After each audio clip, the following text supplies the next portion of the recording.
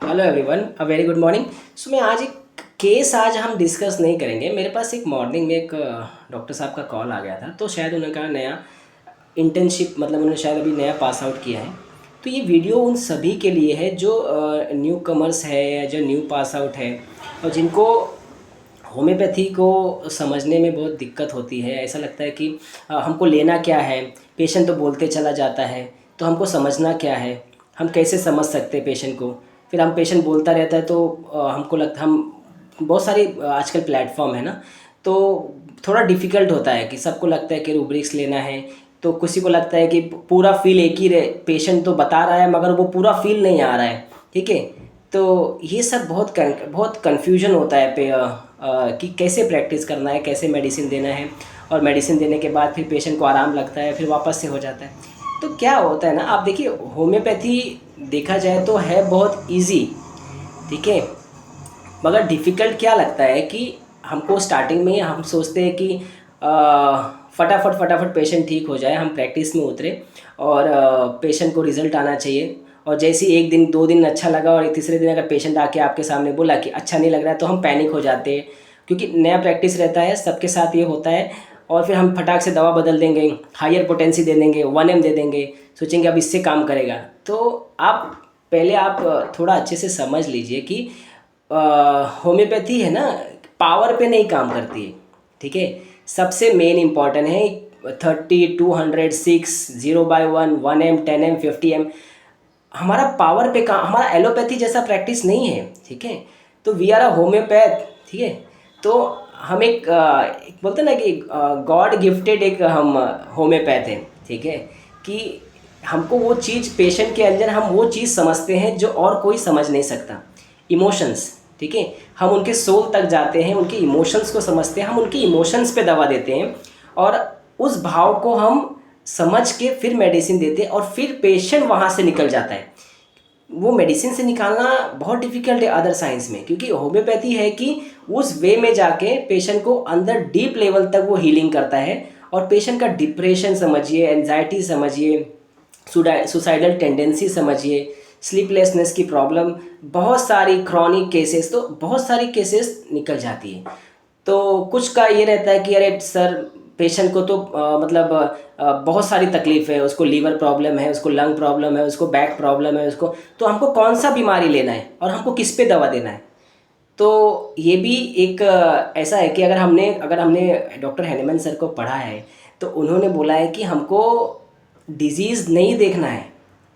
ठीक है, अगर आप आदमी के अंदर डिजीज़ देख रहे हो तो आप क्या ट्रीट करोगे? आप कभी ट्रीट नहीं कर सकते, क्योंकि आपने सुन लिया पेशेंट को कैंसर है, तो फिर तो आप तो वैसे सोचोगे तो इनक्योरेबल है, इसको कैसे ठीक कर सकते हैं? मॉडर्न साइंस में ही दवा नहीं है तो हमारे पास क्यों आया है, या हम उसको दवा कैसे दे सकते हैं? अगर हम उसका कैंसर देख के डर जाएंगे या उसको मल्टीपल ऑर्गन फेलियर है अगर हम देख के डर जाएंगे, तो हम उसको ट्रीट ही नहीं कर सकते।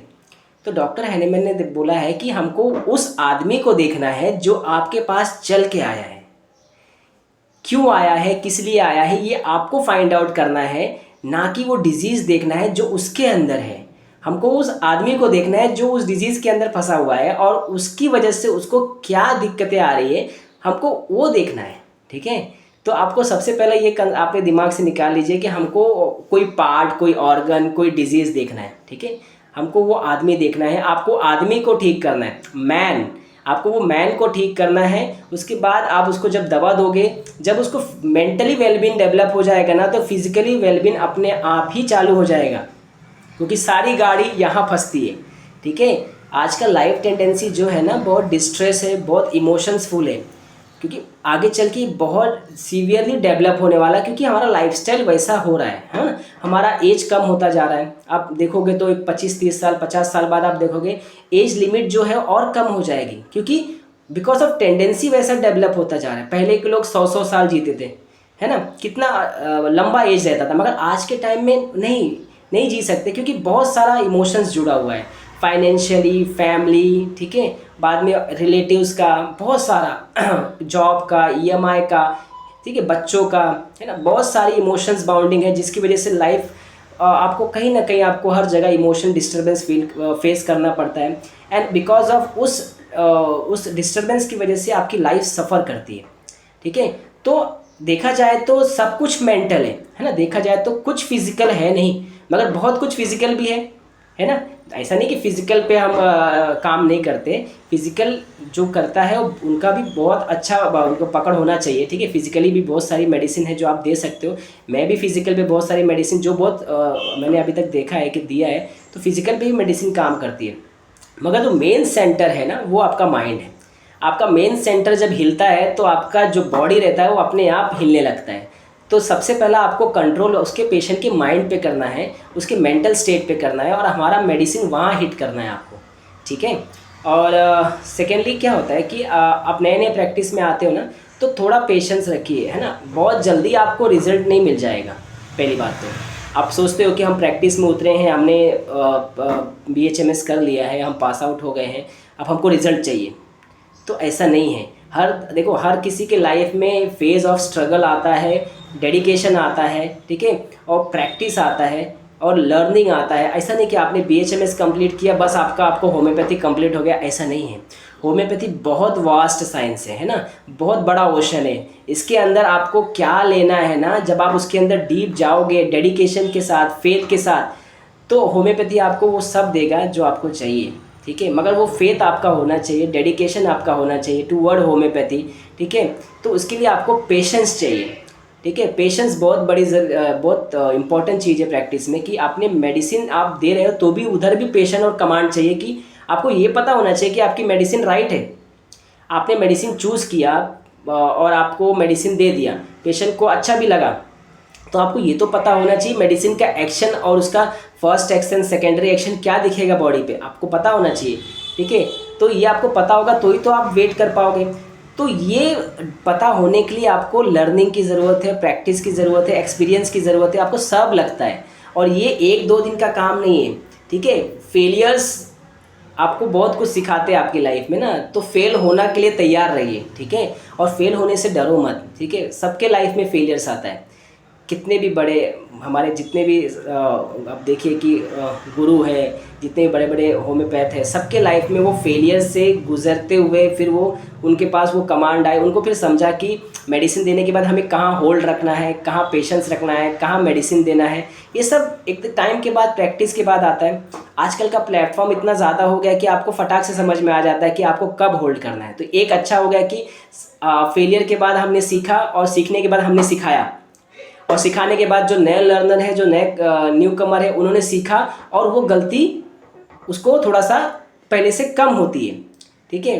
तो बहुत सारी चीज़ें हैं जो आपको समझ में आएगी प्रैक्टिस में, मगर आपको थोड़ा पेशेंस रखना है, थोड़ा धीरज रखना है। मेडिसिन देने के बाद पेशेंट को आराम आ रहा है तो बहुत अच्छी बात है, फर्स्ट एक्शन एम्बुलेशन। उसके बाद आपको थोड़ा सा पेशेंट में एग्रीवेशन फेज, एग्रीवेशन नहीं बोलेंगे, बॉडी पुश करती है डिजीज़ को बाहर के लिए, तो थोड़े वो 2-3 दिन का फेज़ या 4-5 दिन का फेज़ रहेगा, आपको वहाँ होल्ड रखना है, थोड़ा पेशेंस रखना है। घाई में पोटेंसी नहीं बढ़ाना है। मैं आपको वही बता रहा हूँ कि एलोपैथी नहीं है कि 30-200 दे दिया, 200 के बाद 1000 पावर है तो मतलब बहुत ज़्यादा काम करेगी, नहीं, ऐसा नहीं है। आप पेशेंट डिटोरिएट हो जाता है, आपके बाद आपको देखोगे 30 के बाद डायरेक्ट 200 है, 200 के बाद 1000 पावर है। मैंने आपको पहले भी वीडियो में बताया है कि हमारे मेडिसिन में जो गैप है ना, वो बहुत बड़ा बड़ा गैप है। तो क्या होता है कि पेशेंट को उतना बड़ा डिजीज, उतना बड़ा जंप करना ना, पेशेंट को वो सूट नहीं करता कभी कभी। जो मेडिसिन 200 पे काम करती है, आप उसको 1000 पे दे के देख लो, आपको नहीं काम करेगी, ठीक है। क्योंकि बहुत सारे केसेस में नहीं काम करती। जो 200 पे जैसा रिजल्ट मिला वो 1M पे नहीं मिलेगा, और जो 1M पे मिलेगा वो वापस 10M पे नहीं मिलेगा। क्यों? क्योंकि वो उसके बीच में गैप बहुत डिफरेंस है। तो आपको वो वाटर मेथड आना चाहिए, है ना, डेविएशन मेथड आना चाहिए, डाइल्यूट मेथड आना चाहिए, कि आप कैसे कर सकते हो। मेडिसिन को आप डाइल्यूट करके दीजिए, फर्स्ट कप में दीजिए, उसी पोटेंसी को जिस पे वर्क किया है उसको डाइल्यूट करके दीजिए फर्स्ट कप में, फिर सेकेंड कप में। इससे क्या होता है कि आप डायरेक्ट जंप नहीं कर रहे हो, मगर आप उसी मेडिसिन को आप स्लाइट इंक्रीज पोटेंसी में पेशेंट को इंड्यूस कर रहे हो, और वहाँ से पेशेंट पुश हो जाता है, और वहाँ से पेशेंट की रिकवरी स्टार्ट हो जाती है। तो बहुत सारी चीज़ है प्रैक्टिस में आपको देखने मिलेगी, आपको करने मिलेगी, मगर आपको थोड़ा सा पेशेंस और थोड़ा सा डेडिकेशन और थोड़ा सा फेथ आपको रखना ही है, भटकना नहीं है। क्योंकि यही एक साइंस है जो बहुत बड़ा फ्यूचर है, ठीक है। आगे चल के बहुत सारे लोग इसमें और भी ये साइंस हमारा होम्योपैथी जो है बहुत आगे जाएगा, क्योंकि हम जिस लेवल पे काम कर रहे हैं और आगे चल के ये डिजीज़ हमारे पास बहुत आने वाली है ना। आप देख लीजिए डायबिटीज़ केसेस है ना, hypertension cases, depression cases, anxiety cases, बहुत सारी केसेस हैं जो सब आपके पास बहुत जल्दी मिलेंगे। तो आप तैयार रहिए, आपके पास केसेस की भरमार होने वाली है, ठीक है। तो आप जैसे जैसे प्रैक्टिस में उतरोगे आपको चैलेंजेस केस आएंगे, फेलियर भी होंगे, मगर मैं न्यू कमर्स को एक रिक्वेस्ट करूँगा कि आप ना पेशेंट का आप क्या होता है कि आप रिकॉर्ड कर लो, ठीक है। मतलब उनका रिकॉर्डिंग करो पेशेंट से, उनसे आप पूछ के करो, आप उनको बताओ कि मुझे लर्निंग के लिए आपको रिकॉर्ड करना है, उसको रिकॉर्डिंग करो ताकि आप बाद में लर्न कर सको। कि पेशेंट क्या होता है कि एक फ्लो में बोल देता है और बोलते चला जाता है, तो आप हर चीज़ एक ही बार में नहीं पकड़ सकते ना। स्टार्टिंग में आपको लगेगा सब कुछ ऐसे ही चल रहा है, सर के ऊपर हवा में जा रहा है सब, ये भी मेडिसिन है, ये भी मेडिसिन है, ये भी मेडिसिन है, इसको ये दे देंगे, फिर एक लगेगा नहीं ये तो दूसरा कुछ बोल रहा है। तो ऐसे फ्लो में पेशेंट आपको हर मेडिसिन बोल के चला जाएगा और हमको लगेगा हम तो 1 घंटा 2 घंटा केस लेके भी हम वहीं खड़े हैं। तो ऐसे फेज़ में आपको क्या करना है ना, पेशेंट से उनको बता के लो कि इसको रिकॉर्ड करना है, ताकि अगर कुछ गलती से छूट जाए तो मैं उसको वापस से अपने बुक पे लिख सकूँ और अब लर्न कर सकूँ। क्योंकि आप इतना बोलते जा रहे हो, मेरे लिए पॉसिबल नहीं है कि मैं इतना लिख सकता हूँ। तो जब आप रिकॉर्ड करते हो पेशेंट का ये, तो पेशेंट का हमको बाद में फिर आप उसको वापस से बैठ के सुनिए कि पेशेंट क्या बोल के गया है ना। उसके बाद में समझिए कि उसका सेंटर क्या है, हमें सेंटर क्या ढूंढना है। हर पेशेंट को आपको उसका सेंटर, उसका पॉजिटिव फैक्टर ढूंढना है। ईच एंड एवरी केसेस में 80% केसेस में पॉजिटिव फैक्टर रहता है, ठीक है, आपको ढूंढना है, ठीक है। बहुत सारे पेशेंट आते हैं ना कि आपको देखो, बहुत पेशेंट बोलते हैं कि डॉक्टर साहब इतने साल से तकलीफ़ है ना, 6 साल से भुगत रहा हूँ, 6 महीने से भुगत रहा हूँ, ठीक है, ये तारीख से भुगत रहा हूँ। पेशेंट आपको वो दिन बताता है, वो तारीख बताता है, वो ईयर बताता है। तो आप पूछिए कि इतने तारीख में, इतने दिन को आपको इमोशनली डिस्टर्बेंस क्या हुआ है लाइफ में, उसके पहले और उसके बाद में आपके अंदर क्या चेंज हुआ, ऐसा क्या हुआ जो आपके लाइफ में कि सडनली इतना ये सब डिजीज़ आ गई या इतना प्रॉब्लम आ गई। तो आपको पेशेंट बताएगा, ठीक है। उसको कॉन्फिडेंस में लीजिए पेशेंट को, ठीक है। देखो क्या होता है कि कोई भी अपना इमोशंस आपके सामने क्यों शेयर करेगा, है ना। अब कोई मेडिसिन, अभी बेलाडोना है वो तो फ्रिवुलस है तो बोल भी सकता है, लैकेसिस ही है थोड़ा वाइवेशियस है, मगर फिर सिक्रेटिव भी है बहुत सारी मेडिसिन, इग्नीशिया, नाइट्राम्यूर, ऐसी बहुत सारी मेडिसिन है जो आपके सामने आपके इमोशंस, अपने इमोशंस क्यों शेयर करें।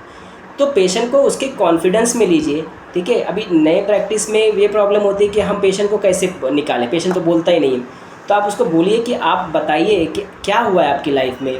अगर आप बताएंगे नहीं तो मुझे समझेगा नहीं, मैं आपके इमोशंस को कैसे ठीक कर सकता हूँ, ठीक है। आपके इमोशन से ही मेरी दवा निकल सकती है, ठीक है। और ये बात हमारे ही है, आपके और मेरे बीच में, और किसी को नहीं चलेगी पता। तो आप पेशेंट को कॉन्फिडेंस में लेंगे, उसको बताएंगे कि हमारा मेडिसिन आपके इमोशंस पे ही काम करता है, हमको मेडिसिन इसी से ही निकलना है।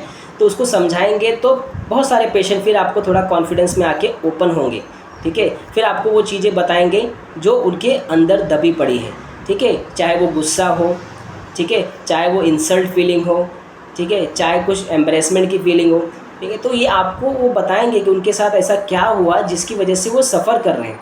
तो वो दिन और तारीख आप याद रखिए कि पेशेंट जब भी बोलता है ना कि ये मुझे इस तारीख से और ये नवंबर महीने से मुझे तकलीफ़ हो रही है, यानी नवंबर के पहले वो ठीक था, तो नवंबर के पहले उसकी लाइफ में क्या हुआ इमोशनल डिस्टर्बेंस, या उसकी लाइफ में ऐसा क्या हो गया कि उसको प्रॉब्लम होने लगी। तो ये हर माइंड जब आप लेते हैं ना, तो हमें वो चीज़ आपको ढूंढना है कि आखिर हम कहाँ से मेडिसिन को उठा सकते हैं, और पेशेंट का वो आपको क्ल्यू चाहिए, है ना, वो एलिमेंट चाहिए, वो पॉजिटिव फैक्टर चाहिए। तो आपको वो ढूंढना है पेशेंट के अंदर। तो ऐसे ही पेशेंट आपके सामने नहीं बोलेगा कि मुझे डॉक्टर साहब मेरे को इतने सारी तकलीफ़ हो रही, मेरे भाई का डेथ हुआ, उसके बाद से मैं बहुत घबरा गया, उसके बाद से मुझे तकलीफ़ चालू हो गई। तो ये क्यों बताएगा पेशेंट, उसको थोड़ी पता है कि आपका मेडिसिन, हमारा होम्योपैथी इस तरीके से काम करता है। वो तो वही बताएगा जो फिज़िकल लेके आया है। तो ये आपकी ज़िम्मेदारी है, आपकी ड्यूटी है कि आपको पेशेंट को कॉन्फिडेंस में लेके उससे पूछना है कि ऐसा क्या हुआ। तो बोलेगा कि हाँ डॉक्टर साहब, नवंबर के पहले मुझे मेरे भाई की डेथ हो गई, वो मेरा छोटा भाई था, उसके बाद से मेरे को बहुत बहुत तकलीफ़ हुआ। आज भी मेरे 6 साल हो गए, 6 साल हो गए, आज भी मेरे दिल में वो है कि मैं बहुत उसको सोच सोच के रोता हूँ। तो ये जो ग्रीफ पकड़ के रखा है ना, यही उसका कॉज है ना। ये ग्रीफ टूट नहीं रहा है, ठीक है, वो एलिमेंट टूट नहीं रहा है, डेथ ऑफ बिलव वन, जो उसके दिल को अभी भी चोट दे रहा है, छोटा भाई था, इमोशनली जुड़ा हुआ था और इसके दिल में आज भी ठेस पहुंच रही है। तो ये ग्रीफ निकलना चाहिए। जब तक आप वो मेडिसिन दे के ग्रीफ नहीं तोड़ोगे तब तक वो मेडिसिन सफ़र करेगा। तो प्रॉब्लम वो ग्रीफ की वजह से उसके बॉडी में मल्टीपल प्रॉब्लम आई है, ना कि मल्टीपल प्रॉब्लम से उसको ग्रीफ आया है। आप समझिए, ये चीज़ें बहुत इंपॉर्टेंट है आपकी लाइफ प्रैक्टिस में, कि आपको उस ग्रीफ को पकड़ के मेडिसिन दोगे ना तो उसके बाद का उसको कितना भी प्रॉब्लम आया रहे लाइफ में फिजिकली, चाहे उसको कितना भी मल्टीपल प्रॉब्लम रहे, पेशेंट निकलेगा ही, क्योंकि आपने उसके ग्रीफ को पकड़ के दवा दिया, ग्रीफ टूट गया, वहाँ से पेशेंट उस फेज से बाहर आ गया, फिर धीरे धीरे करके उसका फिजिकल में कंप्लेन अपने आप रिलीफ हो जाएगा। तो आपको इस तरीके से फाइंड आउट करना है, इस तरीके से मेडिसिन देना है कि आप पेशेंट का वो जो एलिमेंट है ना वो टूटे, और पेशेंट वहाँ से ठीक होगा तो फिर उसका मेंटल शांत होगा, मेंटली वो कामनेस आएगा, तो उसके बाद उसका वेलबींग चालू हो जाएगा। ठीक है, और ये आपको देखना है। और एक चीज़ ये है कि तो मुझे बोला कि किसी एक डॉक्टर ने कि अभी डॉक्टर मैं पूरा फील नहीं पकड़ पा रहा हूँ। तो मैं एक बात बता दूँ आपको कि कोई भी मेडिसिन आपको पूरा फील पढ़ा के नहीं जाएगा। ठीक है, प्रैक्टिस, ये फील आपको लर्निंग पर्पस के लिए लेना है। ठीक है, पेशेंट आपके पास एक फेज़ में आता है, आप इस चीज़ का दिमाग में बहुत अच्छे से ध्यान रखिए कि देखिए बहुत सारी है ना, अभी हम फील हम रूब्रिक से ही बनाते हैं, है ना, विदाउट रूब्रिक्स हम फील बना नहीं सकते। जब आप रूब्रिक्स पकड़ना सीख जाओगे तो आपको समझ में आएगा कि ये मेडिसिन का बर्ताव कैसा है ना, ये मेडिसिन बर्ताव कैसा है, क्योंकि हम फिर रूब्रिक्स टू रूब्रिक्स जोड़ते हैं तो हमें एक फील तैयार होता है कि ये मेडिसिन ऐसा करता है, उसके बाद उसका रिएक्शन ऐसा आता है, और इसके बाद हमको समझ में आता है कि ये मेडिसिन ऐसी है। मगर कुछ को लगता है कि नहीं यार, मेडिसिन का फील पढ़ाते हैं तो मेडिसिन का फील, पूरा फील कहाँ है, पूरा फील तो आ ही नहीं रहा है, पेशेंट तो अलग अलग फील बता रहे हैं। तो आप ऐसा अगर ढूंढोगे तो आप 2 घंटा भी केस ले लो कि आपको कुछ समझ में नहीं आएगा। तो आपके पास पेशेंट एक फेज़ में आता है, एक पॉजिटिव फैक्टर लेके आता है, वो फेज़ में आपको वो रूब्रिक्स को पकड़ना है। अगर आप रूब्रिक्स पकड़ोगे उसके बाद आप उसको पूछो फील बना के, तो आप आराम से फील बना सकते हो। मगर आपको वो रूब्रिक्स ही नहीं पकड़ में आए, वो फेज़ ही नहीं पकड़ पाया है, और आपने बस वो उसको ढूंढते रहे, और दो और फील बताओ और फील बताओ, तो पेशेंट क्या बताएगा? पेशेंट तो बता के चला गया, क्या बताएगा आपको? फॉर एग्ज़ाम्पल आप समझिए कि ओपीएम आपके पास इंडिफरेंस में आया है ना, अरे डॉक्टर साहब कोई फ़र्क नहीं पड़ रहा, मेरे को चल रहा है, डॉक्टर गाड़ी वाड़ी तो चल रही है, ध्यान नहीं दे रहा हूँ, है बहुत सालों से तकलीफ़, देखते हैं और बढ़ेगा तो फिर सोचेंगे। आपको लगा फ्रीवुलस से आपने बेलेडोना दिया, ठीक है, और लिया थोड़ा दिन, उसके बाद नहीं काम किया, पेशेंट चला गया आपके पास से। ठीक है, आपने वो इंडिफरेंस का फेज़ आपने छोड़ दिया। ठीक है, तो आपको ये पता होना चाहिए फ्रीवुलस, इंडिफरेंस, वो स्टेट आपको पकड़ में आनी चाहिए। तो वो फेज़ जो आया था 2 रूब्रिक्स का आपको सामने इंडिफरेंस का, वो आपने छोड़ दिया। कंप्लेन डज नॉट, किसी को कंप्लेन नहीं करता है, किसी को बोलता नहीं है, ठीक है, बस अपना करता रहता है, उस पर ध्यान नहीं देता है, काम में ज़्यादा फोकस करता है, बिजनेस की बात करता है। तो indifference, suffering, indifference, complain does not, talks of business छोड़ के आपको लगा कि एक्स्ट्रा वैगेंस कहाँ है, वो तो है ही नहीं केस में, तो आप सुनते गए, आपको कुछ और लगा, आपने कुछ और दे दिया, पेशेंट वहाँ से चला गया। तो इंडिफरेंस का जो 3 रूब्रिक का फेस था आपने छोड़ दिया, पेशेंट चला गया, दूसरे डॉक्टर के पास गया, वहाँ वो गुस्से इरिटेट हो के बोल रहा है, अरे वो डॉक्टर के पास गया था, उसको कुछ समझ में नहीं आता, चिड़चिड़ा के, मेरी तकलीफ इतनी बढ़ गई डॉक्टर साहब, पहले इतना था, आज इतना हो गया, इतना बढ़ गया। अब उसके पास चला गया एक्स्ट्रा वैगेंस फेज़ में। अब वो डॉक्टर थोड़ा मतलब अभी वो थोड़ा सा एक्सपीरियंस रहा होंगे, ठीक है, पहले न्यू कमर्स के पास गए, उन्होंने नहीं पकड़ पाए, फिर थोड़ा एक्सपर्ट के पास गए, उनको पता है कि कौन सा फेज़ पकड़ना है। यहाँ एक्स्ट्रा वैगेंस फेज़ आ गया, इरिटेबिलिटी, पेन ड्यूरिंग फेज़ आ गया, उन्होंने उसको पकड़ के 2 रूब्रिक पे ओपीएम दे दिया, ओपीएम से ठीक हो गया। फिर आप सोचोगे अरे मेरे से नहीं ठीक हुआ, और उसके पास ठीक हो गया, उन्होंने पकड़ लिया ओपीएम। तो प्रॉब्लम पकड़ने से नहीं है, प्रॉब्लम है कि हमने क्या सोचा था कि ओपीएम का पूरा केस पढ़ाएगा हमको। अब 5 मिनट में 1 घंटे में आपको ओपीएम का पूरा रूब्रिक्स थोड़ी पढ़ा सकता है, 800, 1000, 1200 रूब्रिक्स कैसे पढ़ाएगा पेशेंट?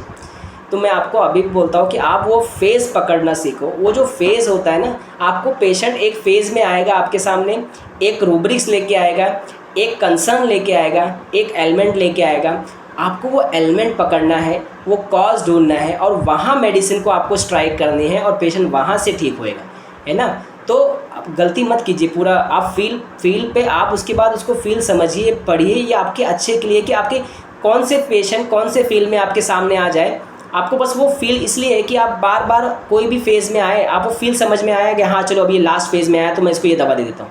तो आपको फील समझ में है तो आपको समझ में आएगा ओपीएम कौन से फेज़ में आएगा तो मैं क्या दे सकता हूँ। तो पूरा फील आपको एक केस में कभी मत ढूंढो, आपको कभी नहीं मिलेगा। आप ढूंढते रह जाओगे, पेशेंट तो चला जाएगा मगर आप फिर बाद में अपने आप को रिग्रेट्स होगा कि मैंने पकड़ नहीं पाया।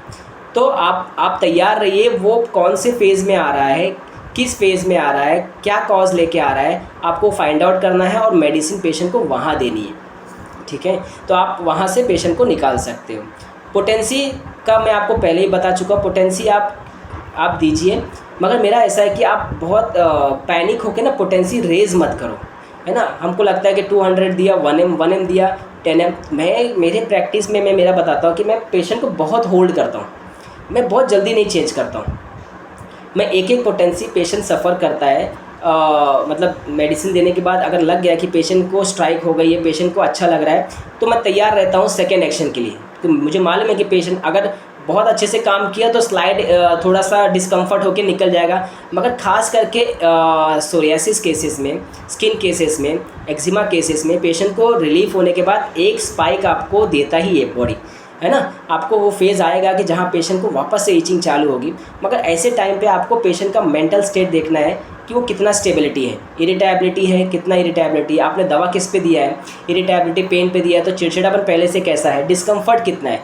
उसके बाद आपको वेट करना है और पेशेंट को एश्योर करना है, ठीक है, कॉन्फिडेंस में लेना है।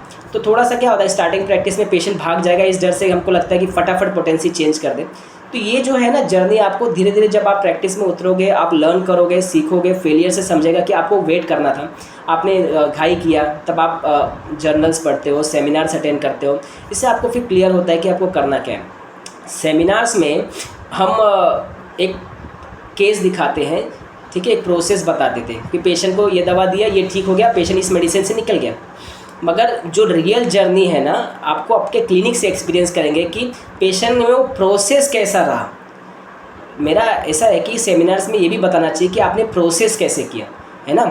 तो क्या होता है कि सिर्फ मेडिसिन बता दिया कि ये मेडिसिन दिया, इससे ठीक हो गया, मैंने ये मेडिसिन सिलेक्ट किया, रेड मेडिसिन या कुछ भी मेडिसिन दिया, ये मेडिसिन देने के बाद पेशेंट अच्छा हो गया, मैंने पोटेंसी बढ़ाया 100 मतलब 200 1M 10M दिया, पेशेंट निकल गया। मगर वो प्रोसेस हमको बताना भी, हमको ये प्रोसेस भी समझना है कि पेशेंट उस फेज़ में आया कैसे, है ना। उसको बढ़ा था, उसको तकलीफ़ हुआ है, और होता है प्रैक्टिस में आप उतरोगे सबके साथ होता है, ठीक है।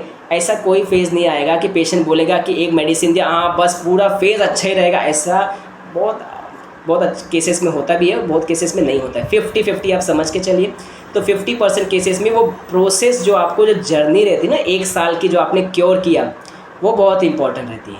तो वो जो जर्नी होती है ना 1 साल का, जब पेशेंट आया, आपने मेडिसिन दिया, आपने प्रोसेस कैसे किया, कैसे डाइवेट किया, कितना पोटेंसी दिया, कितना दिन होल्ड किया, कितना पेशेंस रखा, ये सब हम सेमिनार्स में इतना आसान नहीं होता क्योंकि टाइम लिमिट बाउंड होता है ना। वो लिमिट में आपको सिर्फ इतना बताना रहता है कि आपने सिलेक्शन किया, मेडिसिन हिट किया, आराम हो गया, पेशेंट फॉलोअप में आया तो अच्छा था।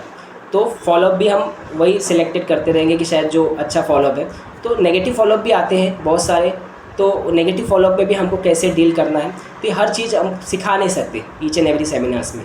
तो हमको वो भी देखना है। तो असली जो जर्नी है आपकी प्रैक्टिस में समझ में आएगी, आपकी प्रैक्टिस में ही आपको सब कुछ सीखने मिलेगा, ठीक है। बाकी आप सेमिनार्स हम तो मेडिसिन समझने के लिए कर लेते हैं, मेडिसिन समझने के लिए, उसका प्रोसेस समझने, अपना उसका फील समझने के लिए, ठीक है, रूब्रिक समझने के लिए, एंट्री समझने के लिए, ये सब के लिए सेमिनार बेस्ट है। आप करते रहिए क्योंकि आपको मेडिसिन का एक थीम समझ में आ जाएगा, एक रूब्रिक समझ में आ जाएगा, एक जर्नी समझ में आ जाएगा। मगर असली जो चैलेंज है ना आपके क्लिनिक में ही है, आपको इसी फेज़ से गुजरना है और पेशेंस रखना है। कोई भी चीज़ घाई में आपको नहीं मिलेगी, कोई भी चीज़ आपको ऐसा प्लेटफॉर्म में आपको मिल जाएगा ऐसा नहीं है, बहुत डिफ़िकल्ट है। वेटिंग पीरियड रहता है, पेशेंट आते हैं चले जाते हैं, वेट करते हैं। आज भी मेरे पास पेशेंट आते हैं, कभी कभी 1-2 पेशेंट भी देखता हूँ मैं, कभी कभी एक भी नहीं देखता, ऐसे भी फेज़ आते हैं डेफिनेटली, ठीक है। एक टाइम में कभी हुआ, कभी बहुत भर जाते हैं। तो आप ऐसा मत सोचिए कि पेशेंट में एक वो स्टार्टिंग फेज़ में लगता है, मगर एक बार आप आ जाते हो उस फेज़ में तो आप इस फेज़ को फिर टैकल कर लेते हो, क्योंकि आपको फेलियर समझ में आ जाता है और फेलियर के बाद ही आपको अपना असली एक्सपीरियंस आता है कि आपको क्या करना है क्या नहीं करना है, ठीक है। तो होपफुली कि मेरा ये वीडियो बनाने का जो कंसर्न है जो नए लोगों के, उनके लिए मैंने ये वीडियो बनाया है। आज मैंने केसेस डिस्कस नहीं किया, टाइम मिलेगा तो मैं शॉर्ट केस डाल दूंगा, मगर आज का मुझे सिर्फ बनाने का मोटिव यही था। बहुत लंबा हो गया, मुझे लगता है 24 मिनट 25 मिनट का वीडियो हो गया। इतना वीडियो बनाना बोलना मुझे पसंद नहीं है, क्योंकि बहुत बड़ा हो जाता है और इतना बोलना भी मेरे को आता नहीं। इतना तो मैं केस भी लेने को मुझे बहुत ये होता है, तो फिर भी मैंने इतना वीडियो, मैंने सिर्फ उनके, अभी सुबह मुझे एक डॉक्टर साहब का फ़ोन आया था, तो मुझे लगा कि मैं एक, अभी उनको मैंने समझाया, उनको मैंने थोड़ा गाइड किया, तो मैं सोचा कि मैं भी सबको बोल देता हूँ, इसलिए मैंने एक केस वीडियो बना दिया। तो होपफुली जितने न्यूकमर से इसको देखेंगे, थोड़ा सा पेशेंस, थोड़ा डेडिकेशन, थोड़ा फेथ, थोड़ा नहीं पूरा फेथ रखिए होम्योपैथी पे। थोड़ा बहुत कम बात है, होम्योपैथी बहुत ब्यूटीफुल साइंस है। पेशेंट जो बोलता है ना कि डॉक्टर साहब दवा देने के बाद सो गई, मैं इतने सालों से सोई नहीं थी। अभी रिसेंटली एक केस अभी बोल देता हूँ, कि मैं खाली बता देता हूँ कि उसकी बच्ची की डेथ हो गई, 22 साल की लड़की थी, और उसके बाद उसका वो डिप्रेशन में चली गई। 22 साल की, सोचिए 22 साल की लड़की थी उसकी डेथ हो गई, वो ग्रीफ में थी, वो सो नहीं पा रही थी।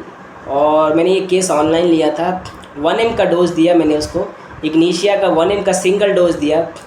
जो सोई वो, और जो वो मेंटली वेलबीन फील हुआ, वो उसका हस्बैंड, उसके वो दोनों बहुत खुश थे। उसने, डॉक्टर साहब मतलब मैं मेंटली बहुत रिलैक्स हो गई, मेरे सर पे बहुत बड़ा बोझा था, आपने वो दवा से उतार दिया और तब से मैं सो रही हूँ। तो ये जो फीलिंग आती ना कि आपको मेडिसिन देने के बाद वो सिंगल डोज़, आपको पता है सिंगल डोज़ का मैजिक क्या है होम्योपैथी में? आपकी मेडिसिन सिमिलिमम है ना, तो पेशेंट इतना अच्छे से आपको बताता है, और this is the cure, ideal cure. आपको ये आइडियल क्योर आपको ढूंढना है। ऐसे पेशेंट आपको जब बोलते हैं ना कि इस तरीके से अच्छा बोलते हैं, तो अंदर से एक फ़ील आती है कि नहीं यार, आपने कुछ किया है। आपने इतना सारा डिप्रेशन का दवा खिला के, 8-10 गोली खिला के, नींद की दवा खाने के बाद भी नींद नहीं आना, क्योंकि आपने वो इमोशंस को टच ही नहीं कर पाया हमने। जब आप इमोशंस तक पहुंच जाते हो, जब इमोशन तक उसके जाके इमोशंस को समझ जाते हो, जब आप दवा देते हो, तो पेशेंट इमोशनली वो वहाँ से निकल जाता है। तो एक केस मैंने आपको एक एग्जांपल के तौर पे बता दी, रिसेंटली केस था ये, वो भी पूरी तरह से अच्छी है। तो इस तरीके से आपको सुनने मिलेगा क्लिनिक में, और जब आपको मिलेगा तो आपका और मोटिवेशन बढ़ेगा, कॉन्फिडेंस बढ़ेगा पेशेंट ठीक करने में, और फिर और केस ठीक करोगे। तो ऑल द बेस्ट, करते रहिए, full of faith. Thank you so much. अभी मैं कोशिश करूँगा कि अगर मिलेगा तो मैं शॉर्ट वीडियो डाल दूँगा। Thank you so much.